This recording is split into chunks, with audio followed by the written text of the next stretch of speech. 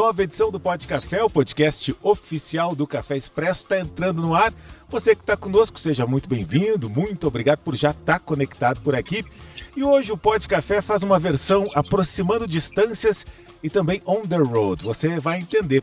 A gente vai receber aqui o Henrique Portugal, cantor, compositor, músico na essência, tecladista do Skank, que está conosco na estrada lá em Minas Gerais, indo para Coqueiral, e está aí nos dando esse presente de ser o convidado de hoje no Pod Café. Seja bem-vindo aqui, Henrique. Poxa, muito obrigado pelo carinho, um grande abraço aí para os ouvintes da UPF. A gente estava comentando em off aqui, né? A última vez que eu estive aí em Passo Fundo, estava 5 graus, e eu cheguei despreparado, não lembro o nome do shopping. Eu tive que ir no shopping comprar uma blusa de frio. E eu lembro dessa temperatura de 5 graus, porque esses relógios de rua, né? Eu falei, caramba, que frio é esse? Né? E tava marcando 5 graus, já era tipo assim, 11 horas da manhã. Eu falei, meu Deus do céu. Aí fui correndo comprar, e é legal, são essas diferenças, né, do Brasil. A gente fala a mesma língua, mas são várias culturas diferentes, né? Isso eu diria que, para quem gosta desse tipo de coisa, e eu sou apaixonado, fico muito feliz de estar podendo falar para vocês aí, vocês que já estiveram em alguns shows do Skank, né?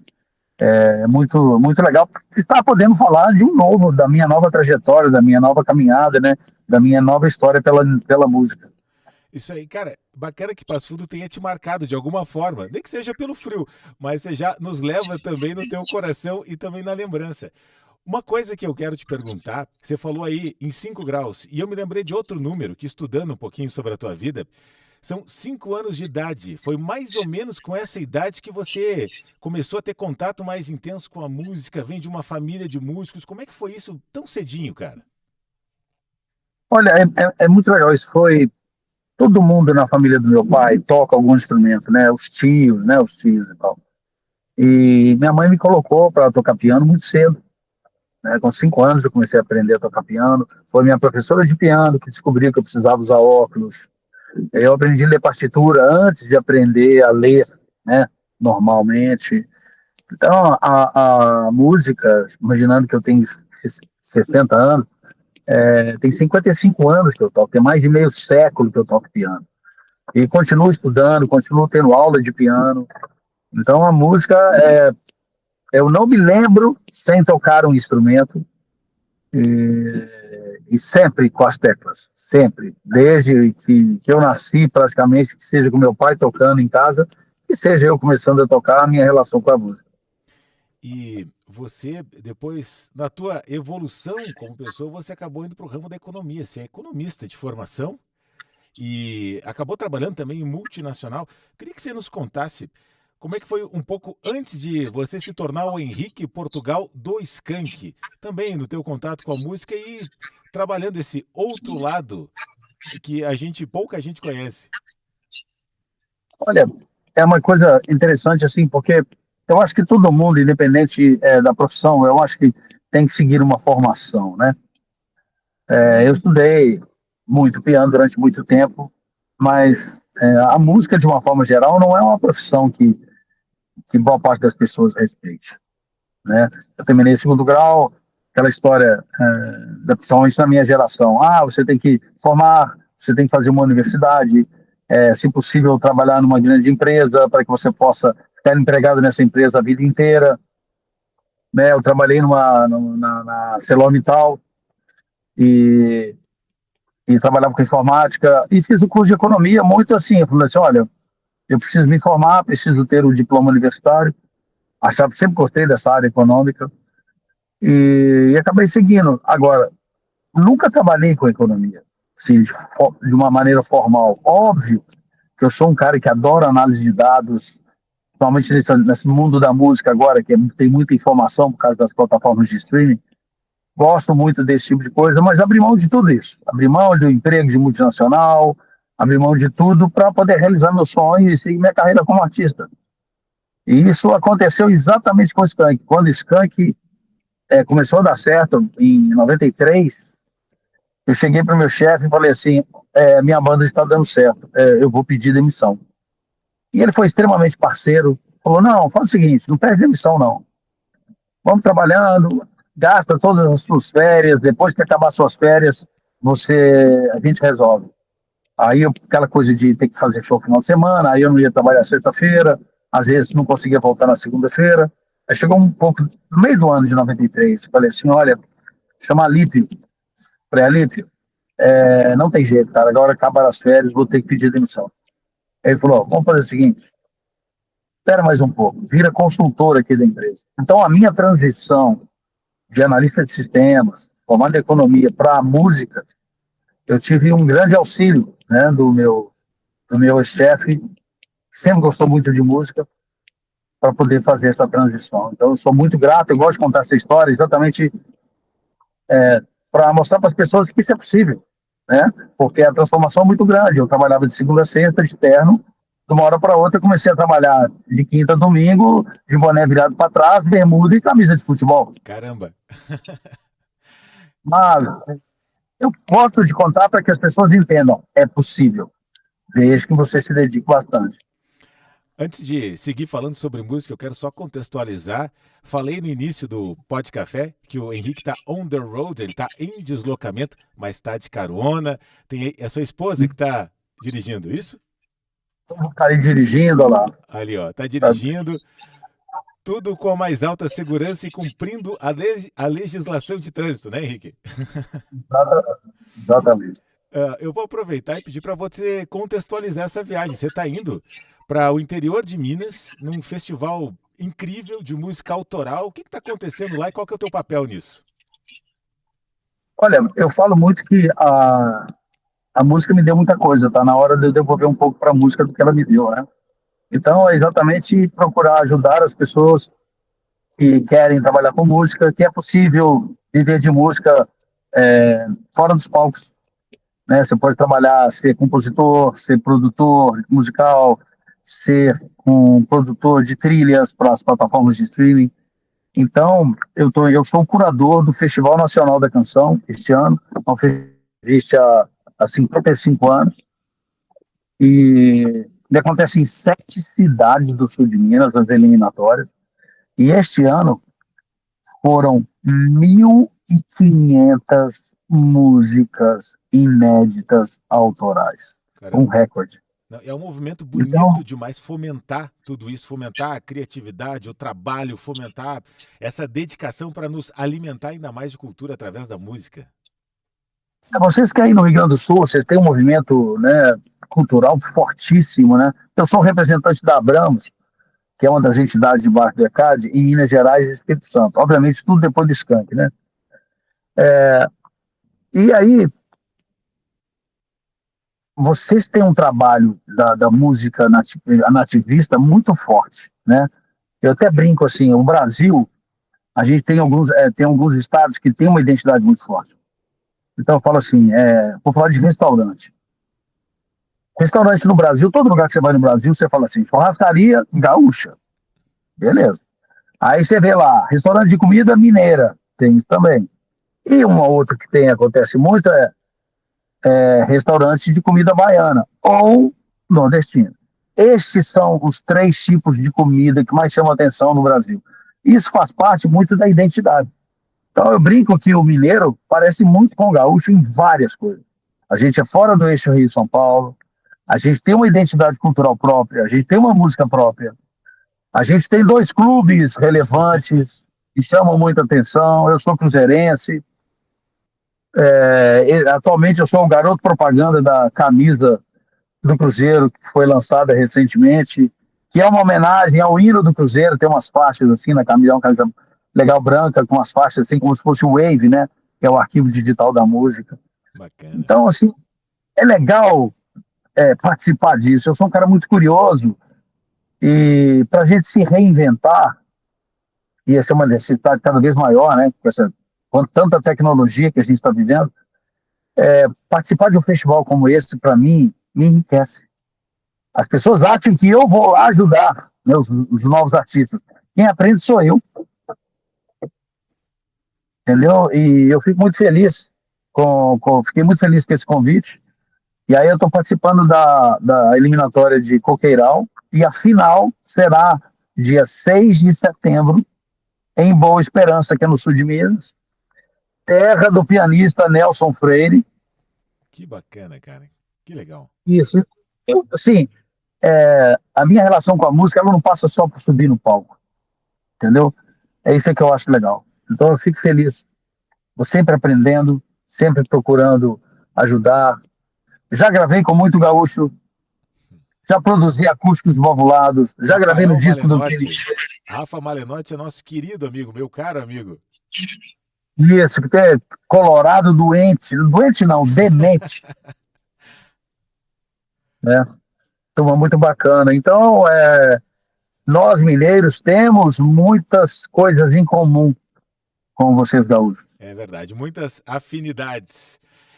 E aí, cara, agora eu vou voltar um pouquinho lá quando você me contou que na sua transição teu chefe foi muito parceiro, porque em determinado momento você viu, cara, minha banda tá dando certo. Quando é que foi que deu essa virada da minha banda tá dando certo? Quando que você percebeu, caiu a ficha de que, cara, agora não é que vai, já é. Foi em 93, né? Imagina, isso tem 32 anos. Mas a explosão nacional ela aconteceu em 94, com o álbum Calango, que é aquele da capa verde, que tem a música Te Ver, Proibido Fumar, Jack Tequila, Tinha música em Amolação. novela, que na época era um canhão. Exatamente. Pô, esse álbum Calango, tocaram 5 músicas, tiveram ótimas execuções de rádio. Então, praticamente, aí o Skank passou a ser conhecido no Brasil inteiro. Mas dentro disso, tem algum momento, quando você ouviu a música em tal local, em tal rádio, quando vocês foram a tal programa, teve algum momento que você disse, cara, é isso aqui mesmo, vai explodir? Não, vou falar de um festival. O Skank tocou muito, né, no planeta, né? Aí, a gente, não sei se a gente ainda é, mas a gente era o recordista do planeta. Em janeiro de 94, quer dizer, foi entre o primeiro álbum e o segundo álbum, a gente participou do festival que tinha na época, que era o Hollywood Rock. Esse Hollywood Rock, imagina só, os artistas que tocaram na noite foram o Skank abrindo, a gente era novato, depois Fernando Abreu, depois Benjor, e depois o Whitney Houston. Uau! Como a gente era uma banda nova, a gente não tinha tempo para passar o som. Como a gente é muito amigo do Benjor, né? Muito amigo do Luiz, empresário dele, tudo, a gente, Fernando Furtado, nosso empresário, conversou com o staff do Benjor se eles podiam ajudar a gente. Aí o Benjor abriu mão de meia hora da passagem de som dele para que a gente pudesse passar o som.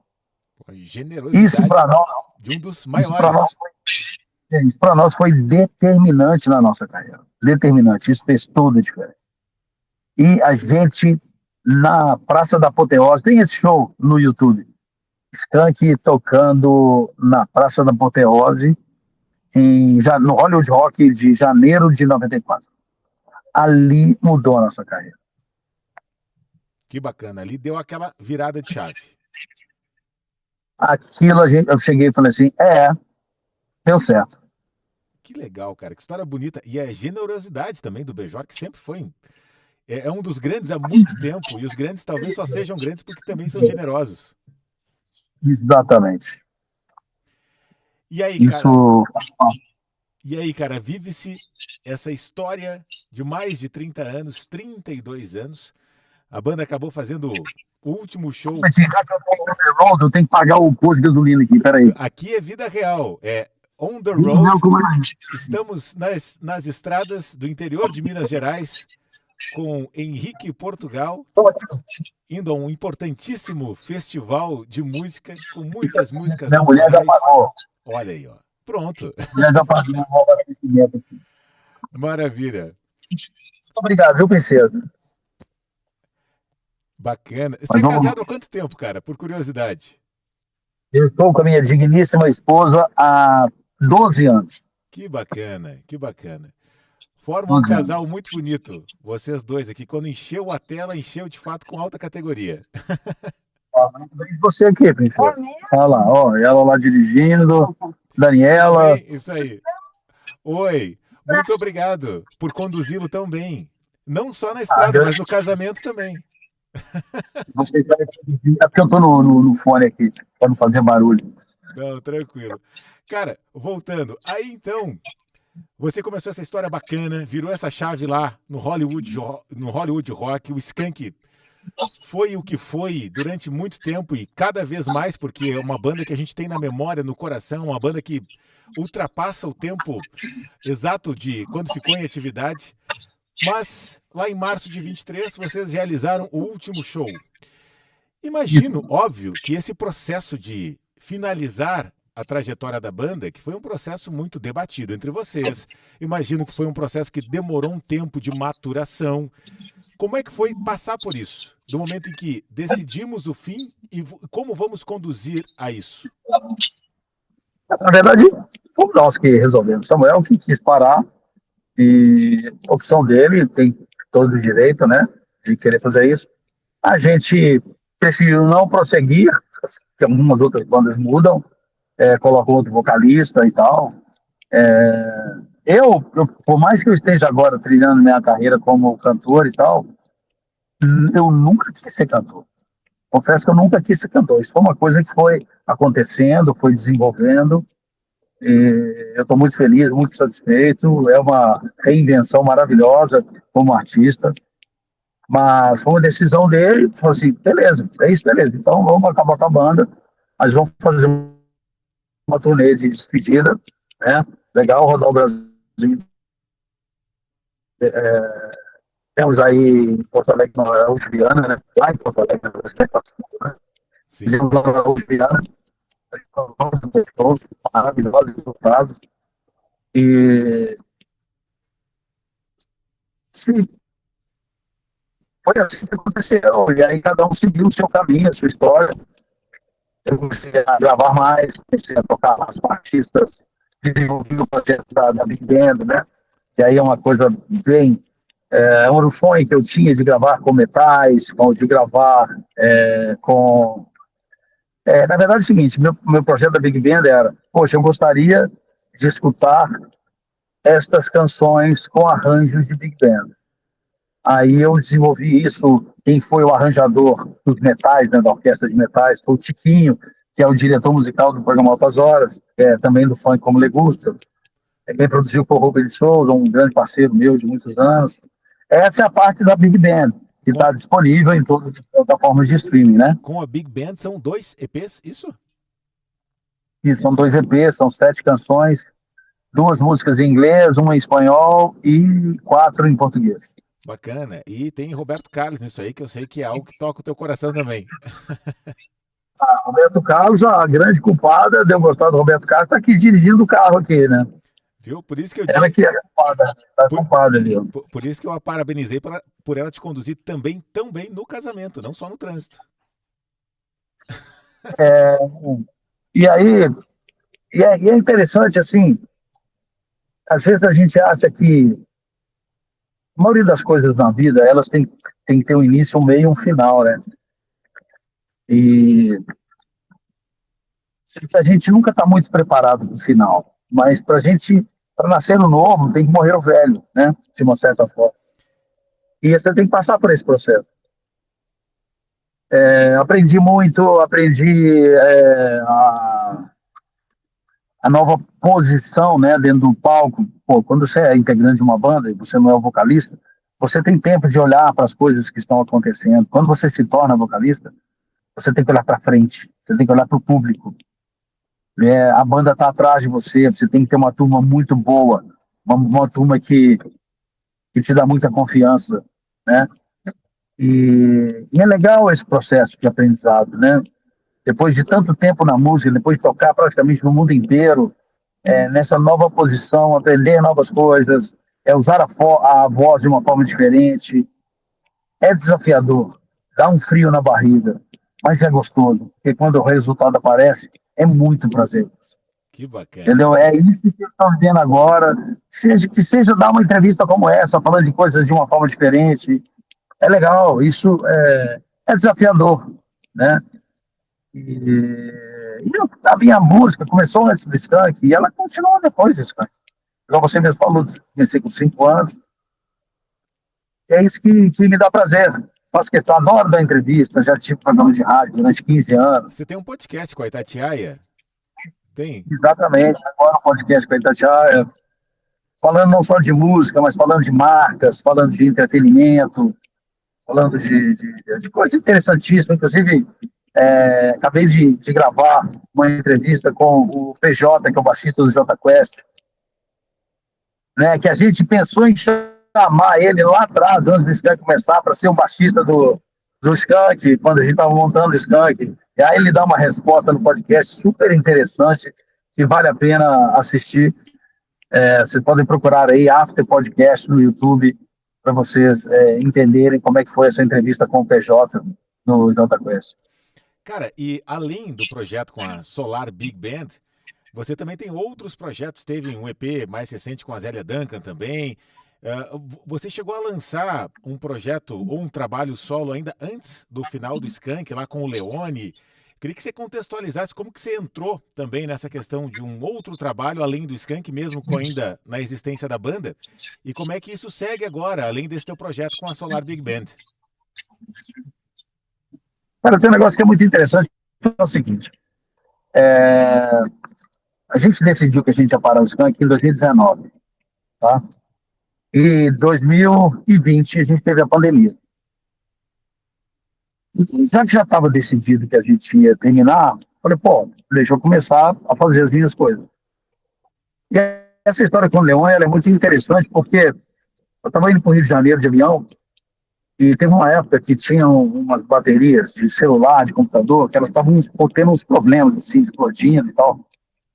E aí eu fui obrigado a sair do avião, porque o meu modelo de computador poderia ser um provável, né, ter um provável problema como esse.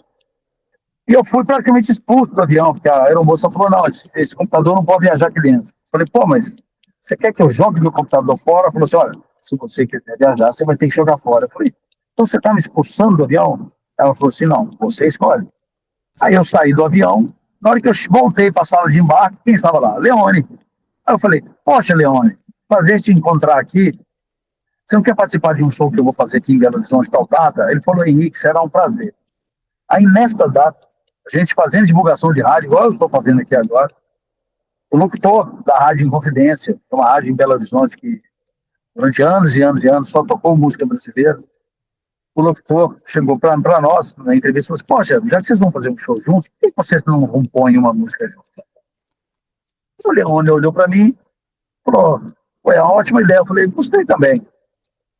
Aí, um pouco antes do show, à noite, ele me mandou uma letra. Falou assim, olha aqui, tá aqui uma letra para a gente fazer a nossa primeira parceria. Que é a música que nós lançamos, que é Razão para Te Amar, que está disponível em todas as plataformas. É uma parceria minha com o Leone e a primeira gravação minha fazendo um dueto. Apesar que no Skank, lá no Calango, em 94, eu tinha feito isso com o Samuel. Mas para mim foi uma estreia maravilhosa. Foi no dia 19 de março, se não me engano, de 2021, que a música foi disponibilizada nas plataformas.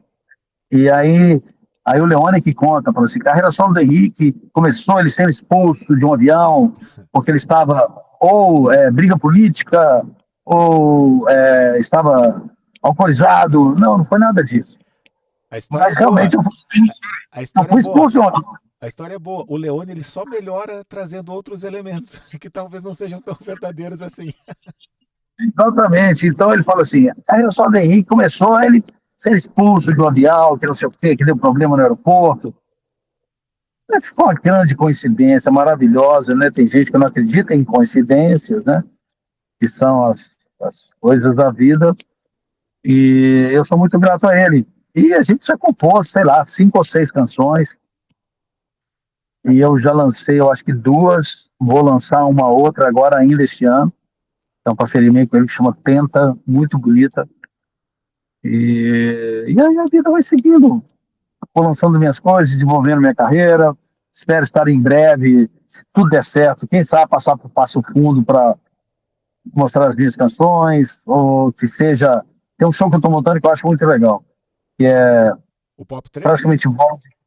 Tem o Pop Tem, 3 em Porto Alegre. é, Tem Porto Alegre, 16 de outubro você vai estar aqui. mudou a data. Ah, é? Mudou a data. A gente ainda não sabe a nova data, por problemas técnicos, mudou a data. Mas o Pop 3 é outra diversão, que só está sendo possível exatamente com o encerramento do Skype. E é maravilhoso. De tocar com Jorge Israel, do Kid Abelha, Charles Gavan dos Titãs, e tocando músicas dessas três bandas, pô, é uma festa, cara. O show do Pop 3 é uma festa, é maravilhoso. Cara, você sabe o que eu fico imaginando, você me falando isso? Eu fico imaginando assim, ó, vestiário de time campeão de futebol, que os caras ficam na resenha. Eu fico imaginando, não o que vai no palco, eu fico imaginando a resenha de vocês. Jadson, você acertou assim na lata. Olha só, primeiro que os dois são mais velhos que eu. Eles começaram bem antes. O Jorge Israel é praticamente um Forrest Gump. Várias coisas da história do pop brasileiro, ele estava lá, ele participou, ele gravou, ele compôs muita coisa com o Cazuza, ele gravou muito com os Paralamas. Cara, ele tem cada história sensacional. E o Charles Gavan, porque na verdade é o seguinte, é um mineiro, um carioca e um paulista, né? Então, assim, o Skank pop rock, o Kid Abelha mais pop e os Titãs mais rock. Né? Falando de temas diferentes, porque são dores, né? Normalmente o artista, ele capta as dores da sociedade e transforma em música. Só que cada um captou momentos especiais da cidade deles, da geração deles, que é diferente um pouco da minha. Eles são mais anos 80 e eu sou mais anos 90. Então, é uma mistura maravilhosa. E as conversas são ótimas. Tipo, admitia, naquele show que vocês brigaram, barará, conta a verdade. Tudo ali é sem filtro. Muito bom. Não falou, no vestiário é sem filtro. No vestiário é sem filtro. Muito legal. Cara, você falou aí que o artista ele transforma as dores sociais em arte, em música. E qual Isso. que é o papel social da música hoje? A música se transformou bastante, né? Hoje eu diria que a música é uma ferramenta. Ela é uma ferramenta que é utilizada por várias profissões. Se você imaginar que estou tentando sempre fugir dessa sombra no meu rosto aqui. Vamos ver Tranquilo. aqui. É por causa do som, né? É o horário. Tranquilo. O que Então, ficar assim, melhor aí para ti no ângulo. Aqui nós compreendemos, porque aqui é vida real. On the road. Na estrada com Henrique Portugal, estamos estreando esse quadro no Pod Café. isso. A música mudou bastante, né? A música, por exemplo, o rock e o pop rock, eles tinham um papel de questionar a sociedade, né? Durante muito tempo, questionar a sociedade. Esse papel de questionador da sociedade, ele passou mais para o hip hop, para a música urbana, né? Que hoje é tão relevante, assim, na música não só brasileira, mas mundial. E hoje a música ela é uma música muito mais do artista, não de banda, né? É muito difícil hoje em dia aparecer novas bandas. E aí toda essa transformação, ela, ela tem uma temática assim de o relacionamento da mudança de quem é relevante na música. Hoje a música da periferia, a música urbana, ela é que está dominando a música de uma forma, né, total. E eu vejo muito isso no meu trabalho lá na Abramos, entendendo que eu até falo muito isso, que hoje a indústria da música é o maior fator de inclusão social que existe no mundo. Porque você pode produzir sua música dentro de casa, não interessa onde você mora, não interessa se você é de classe mais baixa ou de classe mais alta. Se você for de classe mais baixa, é até melhor. Suas chances de dar certo são maiores. E com isso, você pode continuar morando na sua área, você não precisa sair da sua área, do seu bairro, o que seja. Então, todo esse movimento de transformação que aconteceu com a chegada das redes sociais, isso mudou completamente a música. Isso, se por um lado, hoje, para quem sempre gostou de música mais melodiosa, isso está mais difícil, por outro lado, você está incluindo uma parcela muito maior da sociedade dentro da indústria da música. Então, hoje a música ela é mais ritmo e texto, menos melodia. E ela é Mas mais são curta coisas, também. Me parece que ela é mais curta, que as músicas são mais compactas. exatamente. Mas isso é como tudo na vida. A música já foi mais rock, a música já foi mais MPB. Você tem hoje a música urbana acontecendo muito, os estilos mais ritmados, com a inclusão das minorias. Hoje você tem artistas que representam minorias e se posicionam muito bem, né, fazendo esse tipo de coisa. A palavra é difícil, né? A música, ela realmente ela é plural. Ela como é que fala assim, monocromática, né?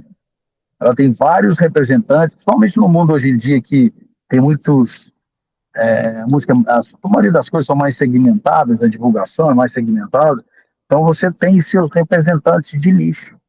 E acaba que isso acaba gerando a possibilidade das pessoas viverem de arte mesmo sendo de nicho. Que era uma coisa praticamente impossível há 15, 20 anos atrás, que funcionavam, era divulgação em massa. Eu sei que eu falei muito aqui, mas a música está mudando o mundo, as redes sociais mudaram o mundo e a música foi junto, entendeu? Acompanhando essa mudança, eu diria que a música hoje em dia é uma grande ferramenta para várias pessoas que querem se manifestar. E tem uma coisa que é muito legal na indústria da música, como ela é toda regulamentada, quando eu falo regulamentada, a parte de direito autoral, é toda muito bem resolvida, a parte de execução pública, toque em rádio, né, todas essas coisas, acaba que as pessoas que às vezes são só influências, né, influenciadores e tal, acabam indo para a indústria da música, porque a indústria da música funciona no offline, que é venda de ingresso, de shows e tal, funciona no online, que é as plataformas de streaming, coisas que as redes sociais não têm isso totalmente documentado, né? Então, a música, por mais que seja uma indústria recente, né, estou falando aí dos anos, praticamente dos anos 40, né, não tem nem 100 anos, mas ela é muito bem estruturada, é muito legal. Por isso que eu falo que a música me deu muita coisa. Eu procuro agora devolver para a música um pouco do que ela me deu. E uma dessas tarefas é exatamente mostrar para as pessoas que é possível viver de arte fora dos palcos. Você pode compor, você pode produzir, a parte toda de trilha para audiovisual está muito forte. Então tem muita coisa legal para fazer, muita coisa É legal. muito abrangente e a tecnologia, como você acabou de pontuar, ela pode viabilizar alguns mercados que antes não estavam tão próximos. Exatamente. E tem muita tecnologia, você grava em casa, numa placa de áudio, um computador, ou grava só com o seu celular. A criatividade é que manda. A criatividade é que manda. Cara, eu quero fazer uma brincadeira contigo agora. Você me falou que gosta muito de futebol, é cruzeirense. Eu quero saber o seguinte: vamos escalar um time com 11 posições, mas eu quero que você me diga quem são os músicos que você escalaria para jogar com você. Quem seria o goleiro, os laterais, os zagueiros, meio de campo? Escala aí um time de músicos pra gente. Olha, é interessante você falar isso.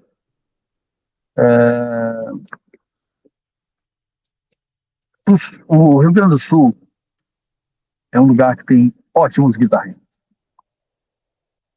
Ótimos guitarristas. Eu vou falar de pessoas que eu trabalhei. Tá? O guitarrista do Acústicos Valvulados, que é o Moica, é um monstro. Falo que é o Keith Richards brasileiro. Uma figura, o Moica. Ele me chamou a atenção quando eles foram para Belo Horizonte gravar um álbum. Não sei se ele seria meio de campo ou atacante, né? O Paulinho do Acústicos, que é o batera, que é o letrista da maioria das músicas. Paulo Cara James, também, grande fera. grande fera, ótimo letrista. Tem um cara com uma figura que é aí de Passo Fundo, que é Beto Bruno, Beto. né? Um cantor de rock. Ele é um cantor de rock, né? Gosto, gosto do jeito como ele é artista puro. Vou ver se eu acho o 11 aqui, mas as posições vai ser difícil Tá bom, vamos lá. falar. Depois, o importante é trazer a galera para jogar. Depois a gente organiza o time. Fica tranquilo. Exatamente. Eu vou colocar assim, como se fosse assim, um camisa 5 nos teclados, mais experiente, que é César Camargo Mariano, que é, para mim, assim, a assinatura do piano brasileiro é o do César Camargo, um craque, um craque. Ele se especializou em acompanhar cantoras, porque é diferente. Quando você canta, o jeito que você toca piano é de uma forma. Quando você só toca, você toca de outra forma. Quando você está numa banda, você toca de outra forma. César Camargo é um craque para fazer isso. Deixa eu ver aqui. Vou falar de baixista, né? Lelo do Skank, grande baixista. Grande baixista. Tem muita identidade. Porque a música são coisas que eu aprendi. A música é baixo, bateria e voz. Teclado, guitarra, é meio penduricalho, assim, sabe? Então, assim, num bom time, você tem que ter um ótimo baterista e, e, e um ótimo baixista. Olha, baterista, eu vou falar de pelo menos três aqui do pop rock brasileiro. São pessoas com as quais eu já trabalhei, né? Uma, obviamente, é Haroldo Ferretti, do Skank, que é um cara que entende muito, não só de bateria, mas da função da bateria dentro de uma banda, né? Outro, Charles Gavan, que é um gentleman, que eu estou tocando agora, um gentleman. Cara, um baterista de rock, que é diferente, né? Haroldo é mais pop, o Charles Gavan é mais rock. E um maluco adorável, toquei durante anos com ele, que é o Xande Damiette, do Pato Fu, que é um gênio. Eu já falei de baixista. Pô, tem um cara que eu gosto muito, que eu inclusive entrevistei aqui no podcast essa semana, que é o PJ do JPET. Inclusive, no início da carreira do Skank, quando a gente estava montando o Skank, nós pensamos em chamá-lo para ser o baixista do Skank. E ele deu a resposta no podcast, que é ótima, mas você tem que ir lá para ver no After Podcast, você tem que ir lá assistir. Vai lá que Eu vale a já pena, falei muito dois. bacana. Muito bacana o podcast. Eu estava conferindo alguns episódios essa semana. Interessante. A gente, inclusive, fez uma entrevista ótima com o Gavan. Sobre aqui, já falei de 9 nas minhas contas. 9, Estou anotando a tua seleção aqui. baterista. Eu vou falar de dois cantores, dois caras que, obviamente, eu trabalhei, né? Samuel é um grande cantor, craque na função. E um outro cara que eu participei, cantei com ele, então vou colocar meu tipo com 12, tá? Porque eu penso muito mais na coisa funcional, né? Vou falar, falei de Samuel, o André Frateschi, que canta com o pessoal da Legião, tradicional, um cara super versátil. A gente já compôs uma música, em breve eu devo lançar essa música com ele. E tem um cara que eu gosto muito, né? Eu boto o Bruno Gouveia do Biquíni. Aí, ó, que baita seleção. Mas, é, a gente falou do Rafael Malenotti aí, que é uma figuraça, apaixonado por Roberto Carlos também, né? O projeto dele cantando as coisas do Roberto Carlos. Ele Então, ele tem aqui a Tremenda Noite do Rei. Já tem de Correia, que é um cara bacana, eu já troquei ideia bastante. Então, assim, tem alguns que, por exemplo, tem um cara que é muito legal, assim, Léo Jane. Léo Jane é o melhor papo do pop rock brasileiro. Que bacana. Melhor. Sentar numa mesa de restaurante com o Léo Jaime é super divertido. Vou falar assim, do Lorde, que é o Frejá. Frejá é um Lorde. Pronto, já chegou a 20, 2 times. Vamos parar. Maravilha, a gente faz 2 e daí depois se enfrentam. Depois todo mundo toma um negocinho e come faz um churrasco a la gaúcha e toma um negocinho a la mineira. Tá tudo certo. Isso, uma cachaça mineira com churrasco gaúcho. Aí, ó. Henrique. Parece que eu comprei uma cachaça, não vou lembrar o nome da cachaça, em Gramado, uma cachaça com mel. Uma cachaça gaúcha com mel que eu comprei em Gramado. Olha, coisa séria, viu? Pô, para impressionar um mineiro, a cachaça gaúcha foi boa mesmo, hein? É uma garrafa bonita, estilosa, parecendo uma garrafa de uísque, assim, eu não vou lembrar o nome. Você lembra? Uma loja que vende faca. Ah, exatamente. É uma loja que vende faca em Gramado. Como é que chama isso? Cutelaria, né? Cutelaria, isso aí. É, muito bom. Legal, cara.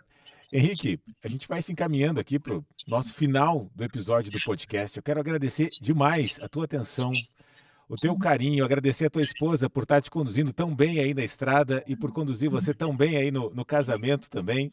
Muito obrigado. E nós falamos aqui fora do ar, mas eu quero trazer para o ar. Nós falamos porque Minas Gerais também é conhecida muito por ser uma terra do café. E aqui, primeiro que na rádio, os jornalistas em si são público contumaz da bebida café. Eu bebo muito café. E aqui na rádio, os nossos principais produtos têm café, que é o Café Expresso, primeira e segunda edição. E o podcast é o Pod Café, que é derivado disso. Então é um prazer, mesmo que de forma à distância e remota, eu me sinto tomando um café com você. Muito obrigado. E a gente estava falando do Festival Nacional da Canção. Na verdade, o festival, todas as etapas são do sul de Minas, que é a região mais conhecida como produtora de café. Então, eu só adoro café. Mineiro, é aquele negócio disso. Mineiro é o seguinte, é um café, um queijo e uma cachaça. Entendeu?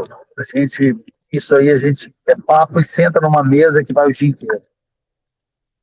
É um prazer falar com você, é um prazer falar com a UPF, né? De Passo Fundo. É legal, sabia? Você tem um interior muito gostoso, muito bacana. Eu brinco que o Skank tocou de Uruguaiana até Torres.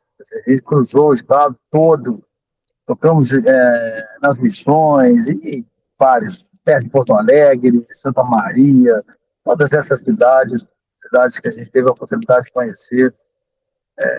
E é legal, eu sinto isso, o mineiro muito parecido. Eu tenho grandes amigos em Porto Alegre, pessoal da Opinião, né, galera maravilhosa, sempre foi parceiro do Skank desde o início da carreira, quando a Opinião era um lugar pequeno lá em Porto Alegre, hoje é gigante, mas era pequeno.